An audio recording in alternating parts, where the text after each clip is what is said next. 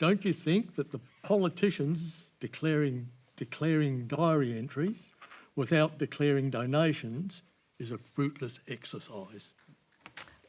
Thank you so much. So I think you're referring to the lobbying bill that I lodged in Parliament last week.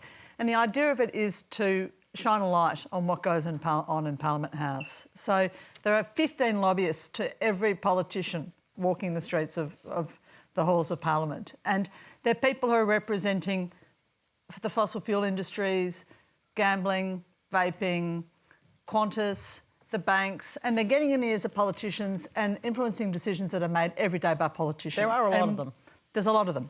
And what I'm trying to do is to open up what goes on there. So the bill includes a number of things, which includes a lobbying register that actually has teeth, so we'll know exactly who is in the building, but also opening up of lobbyist diaries and ministerial diaries so that we know who's meeting with who, why and when.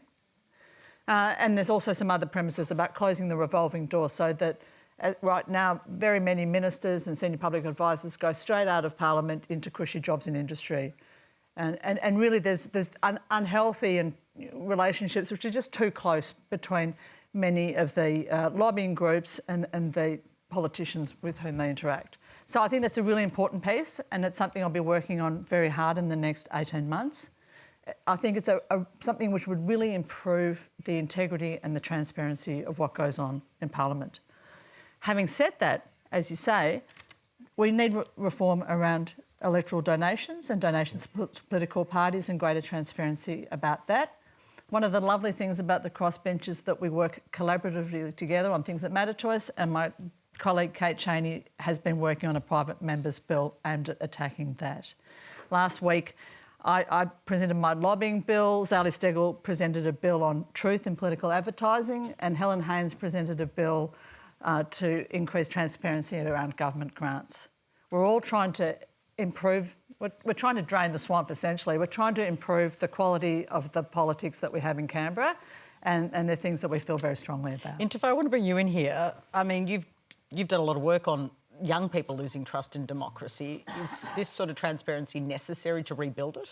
I think, Monique, this is commendable. If you can fly it, like, hats off, because I think some of the solutions to the problems that we've been talking about, housing crisis, for example, we are a wealthy country. Australia is a wealthy country. We are actually doing pretty well compared to our counterparts. It's sad that we still have instances where people don't have a roof over their heads. It's sad that people are struggling and going by from paycheck to paycheck. We do have the money, but where is the money going? Now, I think a lot of the answers might be in those diaries.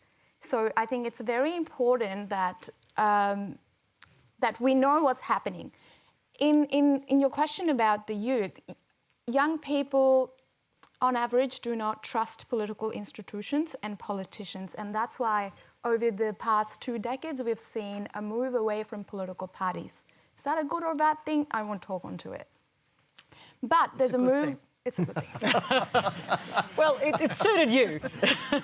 But that also means that young people are kind of also checking out from the political process.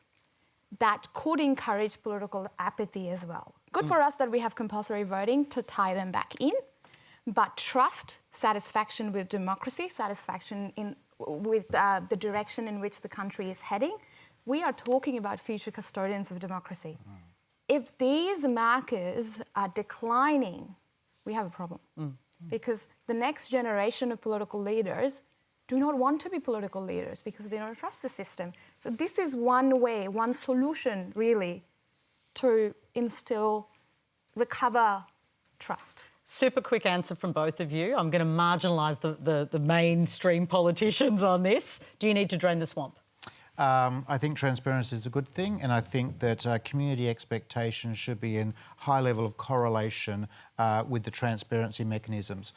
Personally, just emphasise that personally, I do like the idea of cooling off periods between ministers before they go into private sector enterprises, and probably very, very senior people in the public service as well as in ministerial offices.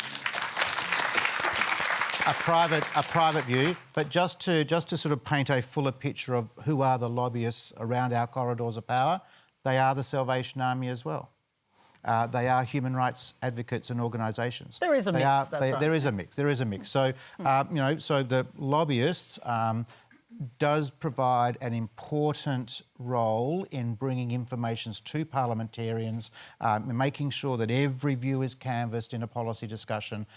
So it's not all bad, but I support greater transparency. Yes. And Stephen, greater transparency. The government promised a lot of it, but you haven't backed it all in. Just as a matter of principle, I'm diametrically opposed to us incorporating into our language anything from the US MAGA movement, just as a matter of principle.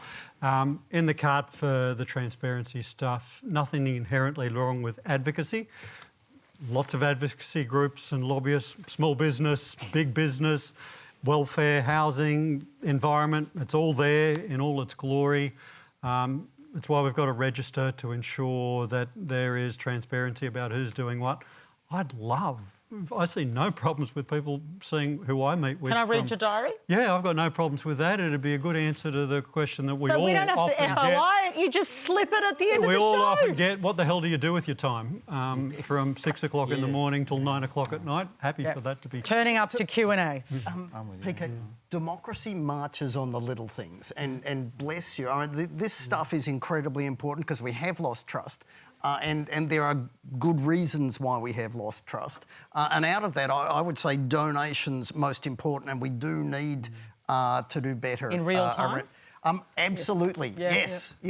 What we do is not good enough because the big parties have incentives, that they're costly. Well, tough luck. We need to change that. Can I just say on the whole thing, it was a big moment 12 months ago. People have forgotten it. We introduced a National Anti-Corruption Commission, exactly for these reasons, to ensure there was greater scrutiny of public office, including politicians. Now, I'm going to the last question.